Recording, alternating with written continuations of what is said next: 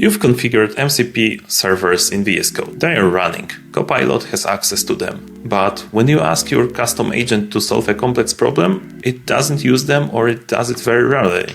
Configuration doesn't equal integration. In this video, I'm going to teach you how to integrate any MCP tool into your Copilot custom agent. Don't miss the mind map at the end. Okay, so let's answer the why. So why are we building custom agent here? Because our custom agent will use Sequential Thinking MCP tool. Without using custom agents, we are sentenced to reasoning of the model, how and when it will use this tool.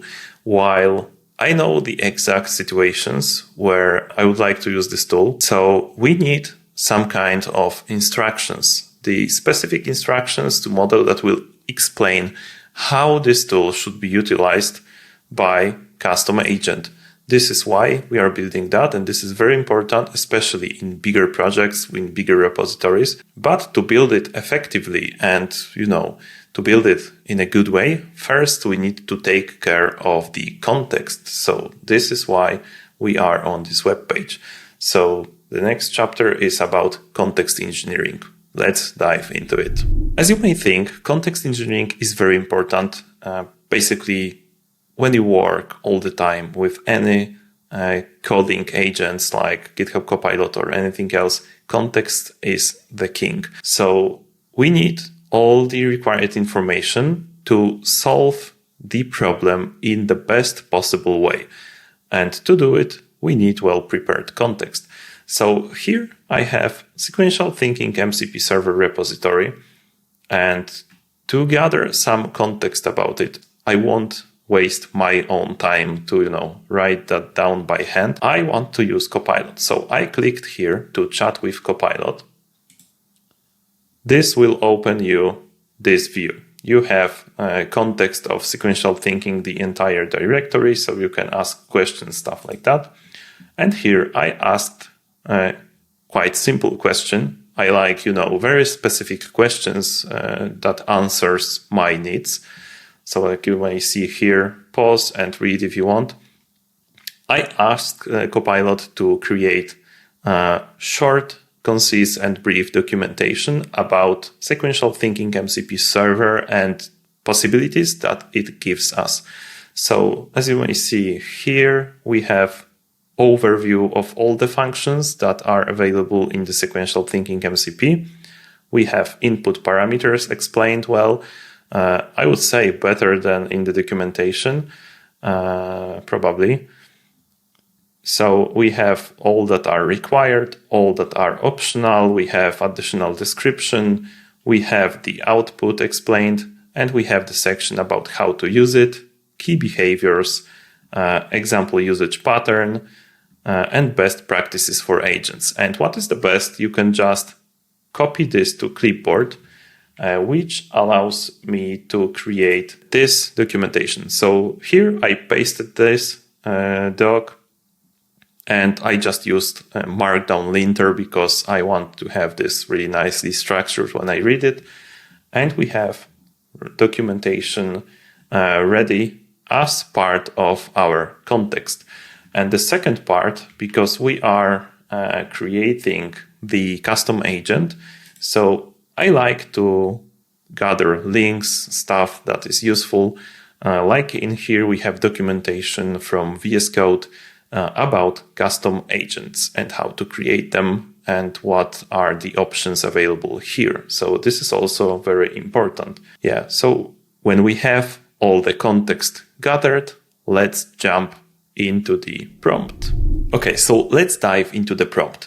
As you can see here, I made a mistake because I asked about the backend engineer Copilot custom agent. This is the thing that I was working previously. So that was my mistake and it's pretty late. So probably this is the reason, but it doesn't matter because it prepared this agent pretty well. And let's check this prompt. As you can see here, I passed the link to the documentation here. Here are the docs about how to configure and build custom agent. And then I said that our custom agent already exists, but is very simple. and it was in the repository, but it was only the file named Sequential Thinking Agent, and it had only the front matter section. Front matter section in custom agent has only like description, tools available, and prompt hint or something like that. So nothing more. And I said that I want to improve it by explaining deeply in which cases it should use which tools available in Sequential Thinking tool to maximize its potential and possibilities it gives. Focus only on this tool, explain its potential, use cases, features, answers, the why, and when to use which. Documentation for Sequential Thinking tool exists at, and I pointed exactly the file that we just created in this repository. And as you can see here, it used the Copilot instructions that I have in this repository. This is pretty normal. This is my Python repository, and this Copilot instructions file is very simple. And here we can see as it already used sequential thinking because we were using this agent and this tool was available there. And it was done basing on just solely agent description. So pretty nice. Sequential thinking was used. It also read the Python instructions. However, they were not that relevant here. And here we have summary of enhancements, when to use. We have clear trigger conditions, core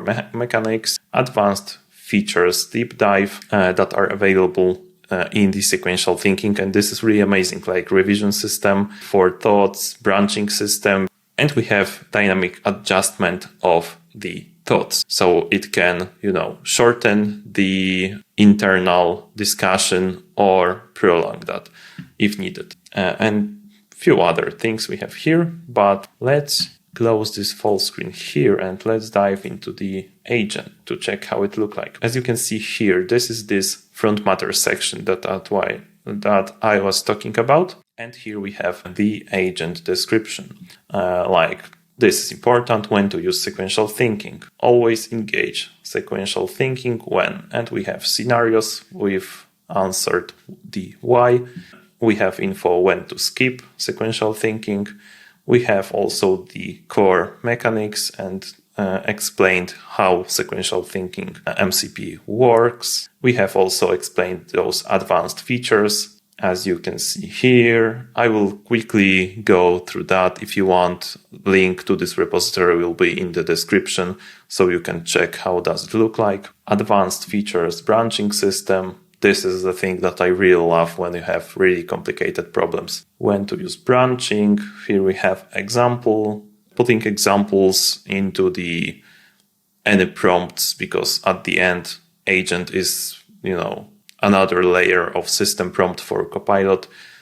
Giving examples is really good practice if you want to have specific result.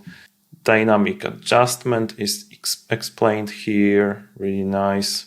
Yeah, and practical patterns for backend engineering. So after all, that's quite good because this is backend repository basically.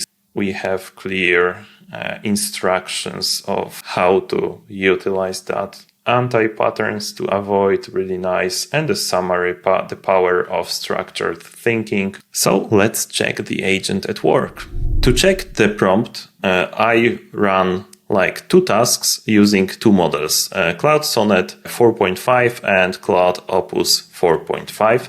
The first task was to choose a Python framework for CLI apps. If you want to read it, please pause the video, read, and I'm moving on. As you can see in here, I used Cloud Sonnet 4.5 first, and you can see right here, I will show those logs only once, and then we'll go through the results. We can see what agent was thinking during generation of the response, and we can see the output from the sequential thinking, which is really nice. And we see that it was reading some resources, then thinking again, then it was reading and fetching resources again, and it was thinking again.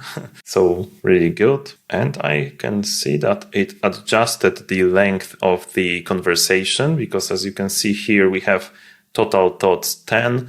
Previously, like here, it was predicting that there will be only 8 thoughts. So very nice. our prompt works because we are actively, changing the conversation length, which is very good. And we can see that we have branch ID, framework evaluation. So also really good because it's using this branching out, probably, to check different things. Like this is here, there is a branch for async patterns. Here, there are a few branches. And the result is that it recommended to me the typer library or framework, and I agree 100%.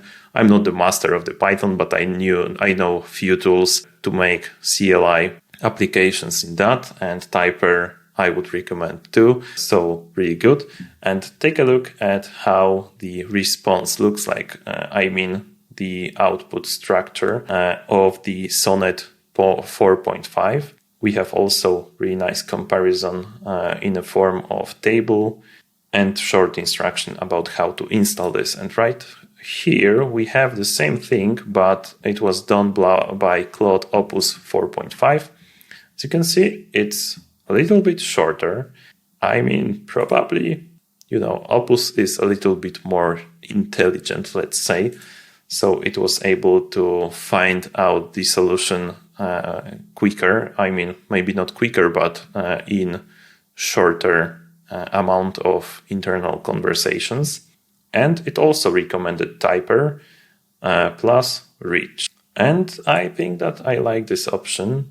We have answers to why typer, easy to use, easy to extend, fast and powerful, nice CLI UI. Very good. Key features explained, async for external APIs, and this is really nice that it says that typer doesn't have native async support, but there is a simple pattern to solve that, and we have some example code actually. Probably this is better response, I guess. Well, hard to say. You can judge on yourself, I guess. I like this response from Opus a little bit more, I guess. The second task was way more complicated. I explained here what I want to achieve in this whole application, subsync. So I want to generate YouTube subtitles basing on the link from YouTube. They need to follow the Netflix standards when it comes to the length of the subtitles, stuff like that. And I wanted it to create algorithm, research tools, basically to do everything. Well, not code, but to prepare ideas, algorithm, documentation of tools, stuff like that. And first I asked about that Claude Sonnet 4.5 using this sequential thinking tool. So it fetched few resources to read about, those subtitles and stuff like that, how to get data from YouTube. And then it went directly to the analysis with sequential thinking. And as you can see, there are some of those thoughts because topic is way more complicated. Let's check how many thoughts do we have here. 10. Okay, and it created the algorithm. We can take a look at this algorithm to have an idea of how it looked like. Let's hit keep here. And we have subsync algorithm and architecture. I will just briefly go through that. This will be committed, I guess, so you can take a look at this by yourself.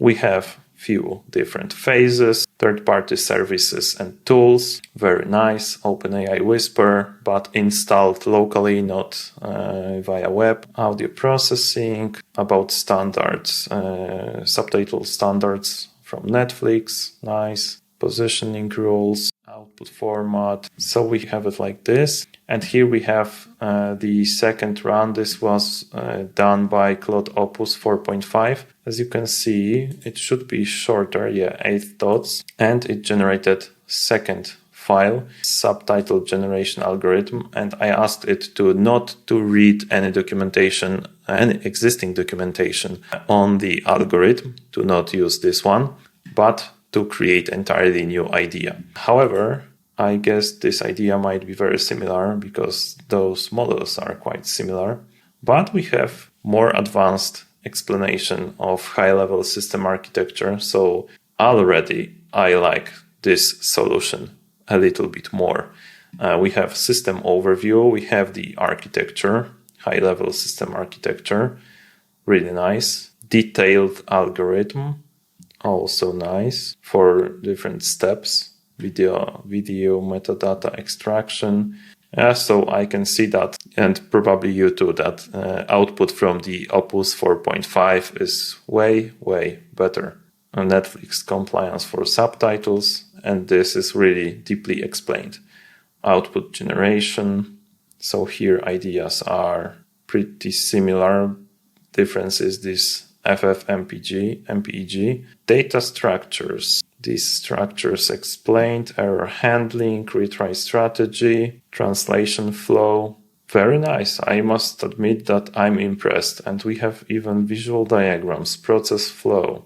Yeah, everything is very clear and understandable. State machine, subtitle event processing. This is really good. Language codes.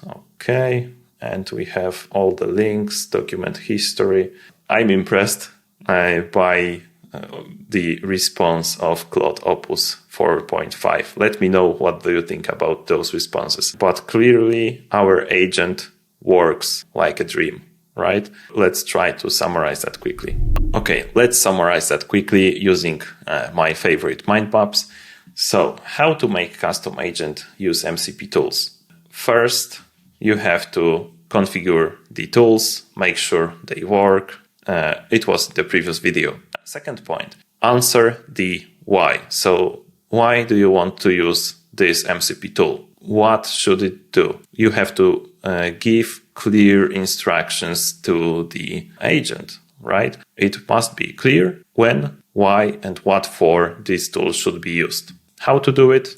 Using Copilot, of course, because it will be way faster and you can, iterate really quickly, find really great ideas along the way. The next point is to just use it. Use it, adjust it, use it, adjust it, use it, adjust it, and this is how it works. New model comes out, so you adjust it again and again and again and use it all the time. And if you see that something doesn't work, try to describe what doesn't work to the Copilot and adjust it again.